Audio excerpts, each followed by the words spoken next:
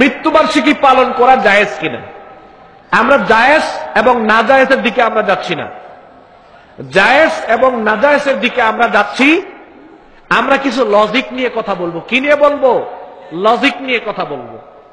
আপনার বাবা বা মা মারা গেল, আপনারা আছেন কিনা? আমার লজিকটা ভুল হলে আমাকে একটা কানে ডলা দিয়ে বের করে দিয়ে চলে যাব। জায়েজ আর নাজায়েজ আমি বলতে চাচ্ছি না, আমি একটা লজিক তুলে ধরছি আপনাদের সামনে, একটা প্রেক্ষাপট বুঝার চেষ্টা করেন। ধরেন যে আপনার বাবা বা মা কেউ মারা গেল, মারা যাওয়ার 3 দিন পরে ধরেন আপনি মানুষকে দাওয়াত দিয়ে খাওয়াইবেন। কি করবেন? মানুষকে দাওয়াত দিয়া খাওয়াইবেন। 3 দিন পরে অনেক আয়োজন করলেন, সমস্ত মানুষ আপনার বাড়িতে আসলো। ওই দিন সবাই একত্রিত হওয়ার পরে সবাই কি কাঁদবেন, দুঃখ পাবেন, না খুশি হবেন? সবাই একত্রিত হলে 3 দিনের দিন খাবার দাবার আয়োজন দেখলে সবার মন কি খুশি থাকে না বেজার থাকে? অনুষ্ঠানটা দুঃখের, অনুষ্ঠানটাই তো দুঃখকে কেন্দ্র করে, কিন্তু ওই দিন তো কেউ দুঃখ প্রকাশ করে না, সবাই দেখে গেলে সুখ প্রকাশ করে, হাসি আর খুশি। ওই মেয়ে আসে বেপর্দা হয়ে, পাতলা কাপড়ের শাড়ি পরে আসবে একদল, বেপর্দা হয়ে আসবে আরেক দল। এই যে এভাবে একটা আয়োজন, এটা কি আসলেই কি দোয়া করার জন্য নাকি আনন্দ উপভোগ করার জন্য? আমি বুঝতে পারলাম না। আচ্ছা, এলো প্রথম কথা। দ্বিতীয় কথা হলো, 3 দিনের দিন আপনার আব্বার পক্ষ থেকে যিনি মারা গিয়েছেন বা মা মারা গিয়েছেন, ওনার পক্ষ থেকে যেই খাবারটা খাওয়াচ্ছেন, এটা কি মৃত ব্যক্তির পক্ষ থেকে খাওয়াচ্ছেন কিনা? কথা বলেন না কেন? মৃত ব্যক্তির পক্ষ থেকে না? যদি মৃত ব্যক্তির পক্ষ থেকে আপনি ওই খাবারটা খাওয়ান, তাহলে ওই খাবারটা সবাই খেতে পারবে না, ওই খাবারটা সদকা। পৃথিবীতে যত আলেম আছে সমস্ত আলেম একমত, মৃত ব্যক্তির পক্ষ থেকে যা দান করা হয় তা সদকা, যা খাওয়ানো হয় তাও সদকা। এই কমিটির সভাপতি কি নাম ভুলে গেলাম, নামটা জানি কি? যুবক ভাই, আমরা নতুন প্রজন্মের উদ্যোগে মৃত ব্যক্তির পক্ষ থেকে যা খাওয়ানো হয় তা কিন্তু আপনারা খেতে পারবেন না। সদকা খাওয়ার উপযুক্ত কিন্তু আমি বক্তা না। মৃত ব্যক্তির পক্ষ থেকে যা খাওয়ানো হয় সেটা যদি আপনার ভাইও খাওয়ায়, ওইটাও সদকা। যারা সদকার উপযুক্ত না তারা সদকা খেতে পারবে। এ হলো দ্বিতীয় কথা। আপনাকে আমি ঠেকাবো। খাওয়ান, মৃত ব্যক্তির পক্ষ থেকে খাওয়াইবেন, আচ্ছা খাওয়ান। যারা দরিদ্র মানুষ, যাদের হক, এটা তাদেরকে খাওয়াইতে হবে। তৃতীয় কথা, 50 জন ফকির মিসকিনকে একসাথে আমি খাওয়াইলাম, টাকা গেল ধরেন 3-4 লক্ষ টাকা খরচ করলেন। 3-4 লক্ষ টাকা ওই সময় খরচ করে মানুষকে খাওয়াইলেন, ধরেন সওয়াবের নিয়তে খাওয়াইলেন, ওই সওয়াবটা ওইখানেই শেষ। এই 3-4 লক্ষ টাকা দিয়ে যদি আপনার মৃত পিতামাতার পক্ষ থেকে সদকায়ে জারিয়ামূলক কোন কাজ করে দিতেন, ওই কাজটা যতদিন জারি থাকতো আপনার পিতামাতা কবরে থেকে ততদিন সওয়াব শুধু পেতেই থাকতেন। এ ব্যাপারে কারো কোনো দ্বিমত নাই, কারো কোনো দ্বিমত নাই, করতে পারতেন। আরেকটু সামনে আগান। এবার আপনার বাপ মার জন্য আমাকে দোয়া করার জন্য নিয়ে এলেন, অনেক বড় আল্লাহওয়ালা মানুষ আমি, আমাকে দিয়ে আপনার বাপ মার জন্য, মৃত বাপ মার জন্য দোয়া করাইবেন। আমি অনেক বড় আলেম হতে পারি, কাবাগরের ইমাম সাহেব হতে পারি, কিন্তু আপনার বাপ মার জন্য যদি আমি দোয়া করি, এই দোয়াটা কবুল হবে গ্যারান্টি আছে? গ্যারান্টি নাই। কিন্তু সন্তানের দোয়া কি বাপ মার জন্য দোয়া করলে সন্তান আল্লাহকে এটা ফিরাবে? না, ফিরাবে না। সন্তান যদি বাপ মার জন্য দোয়া করে, এটা আল্লাহ ফিরাতে পারে? পারে না। আমি অনেক বড় আলেম হতে পারি, কিন্তু আপনার বাপ মার জন্য দোয়া করলে দোয়া কবুল হবে কোনো গ্যারান্টি? আপনার সন্তান হিসেবে আপনার বাপ মার জন্য দোয়া করা, এটা কি হুজুরের দায়িত্ব না আপনার দায়িত্ব? সন্তান বাপ মা মারা যাওয়ার পরে সন্তানের কিছু দায়িত্ব আছে কি নাই?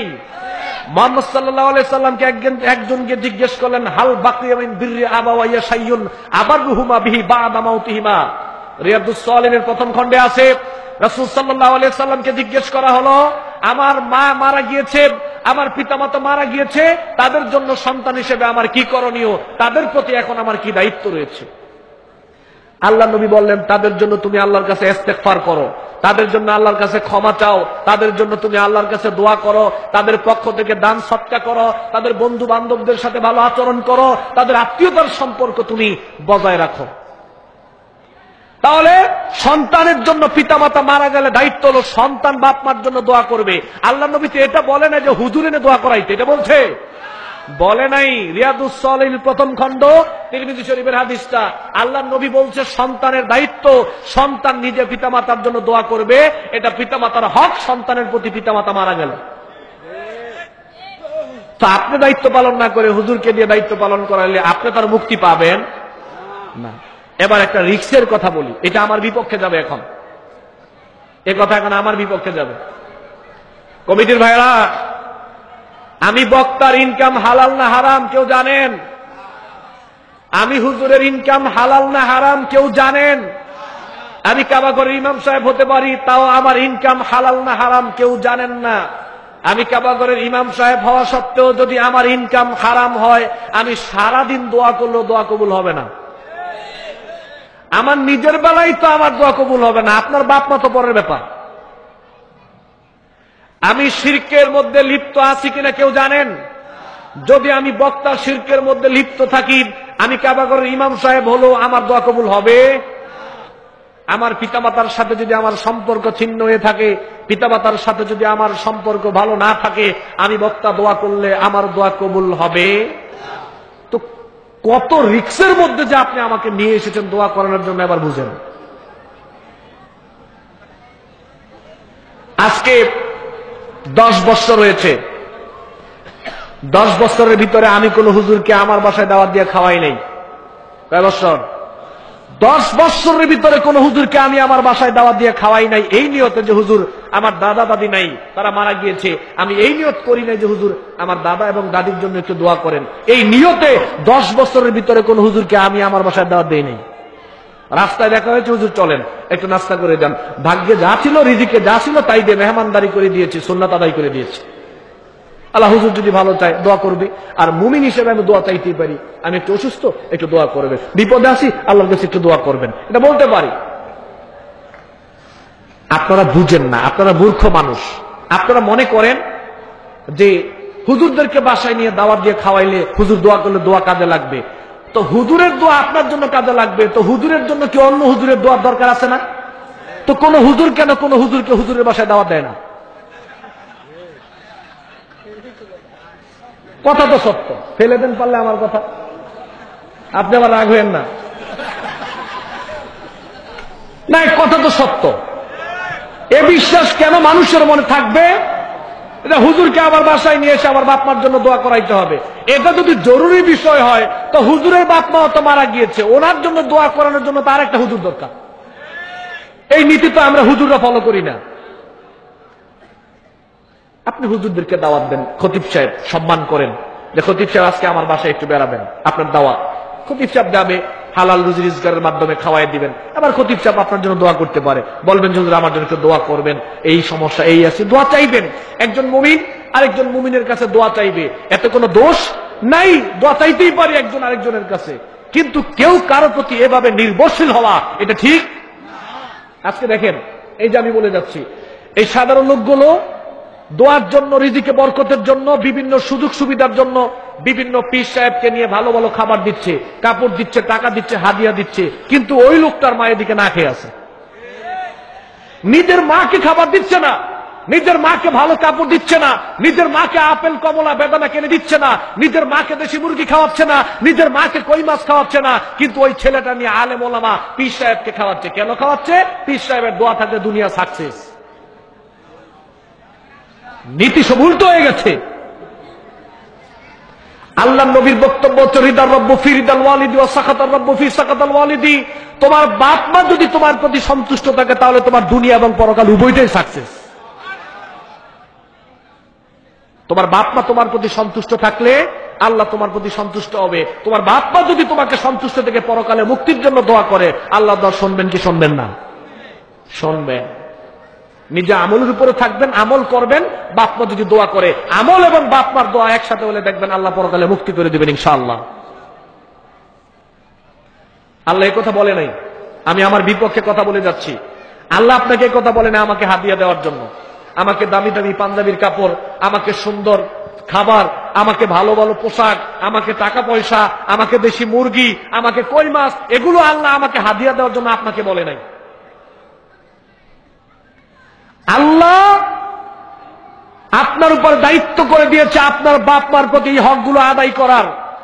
আমি আপনাদের সামনে দীপ্ত কণ্ঠে বলে গেলাম, যেই ছেলেরা বাপ মাকে বাদ দিয়ে বিভিন্ন আলেম ওলামা খতিব সাহেব পীর সাহেবদেরকে খেদমত করছেন, এ কথা মনে রাখবেন, আপনি যদি আপনার বাপ মার খেদমত না করেন তাহলে আপনার বাপ মার খেদমত আর কেউ করবে না। কিন্তু পীর সাহেবের খেদমত আপনি না করলেও পীর সাহেবের ছেলে মেয়ে ঠিকই পীর সাহেবের খেদমত করবে। এ কথা মনে রাখবেন। আপনার বাপমার খেদমত না করলে আপনার বাপমার খেদমত করার মতো অন্য কেউ নাই। দেশি মুরগি, কই মাছ, ভালো ভালো খাবার যদি আপনি বাপ মাকে না খাওয়ান, আমি কি খাওয়াই দিয়ে আসবো না কিনে? আপনাকেই দিতে হবে। কিন্তু পীর সাহেবকে, আলেম ওলামা খতিব সাহেবকে যদি আপনি এগুলো না খাওয়ান, ওনাকে খাওয়ানোর বহু মানুষ আছে। সম্মানিত উপস্থিতি, এজন্য মৃত্যুবার্ষিকী পালন করবেন কিভাবে? নিজে পিতামাতা জন্য সন্তানরা দোয়া করবেন। এটার জন্য অনুষ্ঠান করতে হয় না। অনুষ্ঠান করতে হয়? ফরজ সালাত করেছেন দোয়া করেন, তাহাজ্জুদ পড়েছেন দোয়া করেন, সিজদায় আছেন দোয়া করেন, হজে গিয়েছেন দোয়া করেন, আরাফার ময়দানে আছেন দোয়া করেন। যে কোনো জায়গায় আপনি থাকেন না কেন বাপমার জন্য দোয়া করেন। সন্তানের দোয়া আল্লাহ কবুল করবে। সন্তানের দোয়া আল্লাহ কবুল করবে। আর বাপমার জন্য যে সদকাগুলো করবেন, এই সদকাগুলো আর উল্টো তার বদনাম। আরে শোনেন না কি বদনাম, উল্টো তো আরো বদনাম। 10 লক্ষ টাকা খরচ করে মানুষকে খাওয়াইছেন, খাবারের মধ্যে যদি একটু ভুল হয় এখান থেকে খেয়ে গিয়ে বাহিরে গিয়ে বদনাম। মানুষ তো বড়, আমরা নিমু খারাম, পাকটা ভালো হয় না, হে কি খাওয়াইছে, হোক সাইদারি ভালো হয় না, আমি কম পাইছি, বলে কি বলে না? কি দরকার ছিল এগুলো করার? ওই টাকা দিয়ে বাপমার জন্য সদকায়ে জারিয়ামূলক কাজ করে দেন। যতদিন ওই সদকায়ে জারিয়ামূলক কাজ জারি থাকবে, বাপমা কবর থেকে সওয়াব পাইবে কি পাইবে না? আর আপনি যত বেশি সন্তান হিসেবে বাপমার জন্য দোয়া করবেন, দেখবেন আল্লাহ রাব্বুল আলামিন আপনার বাপমাকে কবরে মর্যাদা সম্মান দান করবেন, পরকালে সম্মান দিবেন ইনশাআল্লাহ।